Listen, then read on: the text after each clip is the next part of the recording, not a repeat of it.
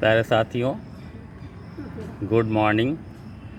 आज मैं किसी और शहर में आया हुआ हूँ और इस शहर में पार्क में टहलने आया था।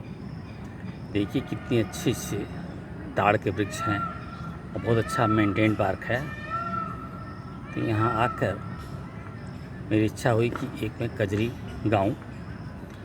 बादल घिरा हुआ है और बूंदाबांदी हो रही है, कजरी का पूरा मौसम है। तो सुनिए एक मिर्ज़ापुरी कजरी। ये कजरी बहुत पुरानी है। जब अंग्रेज़ों का राज्य था और पूरे हिंदुस्तान में इसका विरोध हो रहा था तो INA गठन हुआ। सुभाष चंद्र बोस इसके करता धरता थे। और ये सुनिए कि इस कजरी में उसी भाव को दर्शाया गया है। पिया रंगून चले जाते हैं लड़ाई करने और जो प्रेतमा है वो भी सोचती है कि मेरे हाथ में कटारी होती तो मैं गोरों का खून कर देती, अंग्रेज़ों को खून कर देती। सुनिए। अरे सेजिया पे लोटे काला नाग हो, सेजिया पे लोटे काला नाग हो, कचौड़ी गली सुन कैल बल मुँह। सेजिया पे लोटे काला नाग हो, कचौड़ी गली सुन कैल बल मुँह। सुन कैल बल मुँह हो, सुन कैल बल मुँह, कचौड़ी गली सुन कैल बल मुँह। सेजिया पे लोटे काला नाग हो, कचौड़ी गली सुन कैल बल मुँह। सेजिया पे लोटे काला नाग हो, कचौड़ी गली सुन कैले बल मुँह। जो बनारस या पूर्वांचल के रहने वाले होंगे उनको पता होगा कचौड़ी गली किस लिए मशहूर था। अब तो नहीं रहा, लेकिन पहले किसी ज़माने में कचौड़ी गली किस लिए मशहूर था। अरे सेजिया पे लोटे काला नाग हो, कचौड़ी गली सुन कैल बल मुँह। सेजिया पे लोटे काला नाग हो, कचौड़ी गली सुन कैल बल मुँह। सुन कैल बल मुँह हो, सुन कैल बल मुँह, कचौड़ी गली सुन कैल बल मुँह। सेजिया पे लोटे काला नाग हो, कचौड़ी गली सुन कैल बल मुँह। मिर्ज़ापुर कैल गुलजार हो, कचौड़ी गली सुन कैल बल मुँह। मिर्ज़ापुर कैल गुलजार हो, कचौड़ी गली सुन कैल बल मुँह।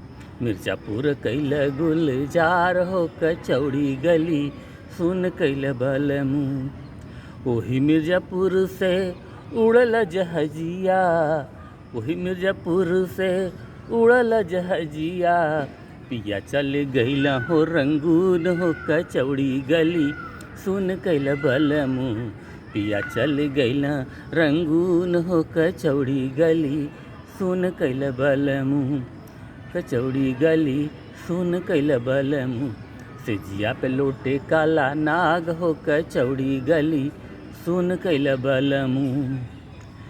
पनवा से पातर भैली तोर धनिया, पनवा से पातर भैली तोर गुइया, पनवा से पातर भैली तोर धनिया। अरे देहिया गलेला जैसे नून हो, देहिया गलेला जैसे नून हो, कचौड़ी गली सुन कैल बल मुँह। नून मतलब नमक। पूरा देह उनके जाने के बाद काफ़ी वेदना है इसको प्रकट करने के लिए। देहिया गलेला जैसे नून हो, कचौड़ी गली सुन कैल बल मुँह। सेजिया पे लोटे काला नाग हो, सेजिया पे लोटे काला नाग हो, कचौड़ी गली सुन कैल बल मुँह। अगर मेरे हाथवा में होत कटरिया, अगर मेरे हाथवा में होत कटरिया, कर देती गोरवा का खून हो, कर देती गोरवन का खून हो, कचौड़ी गली सुन कैल बल मुँह।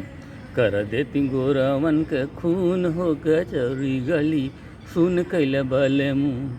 गोरौन मतलब अंग्रेज़ों का।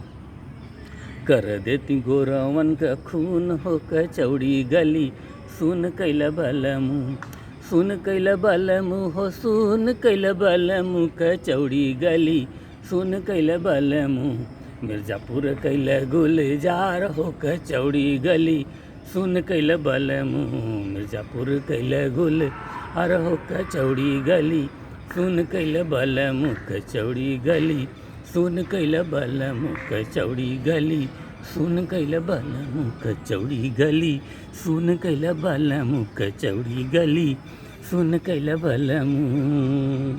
थैंक्स।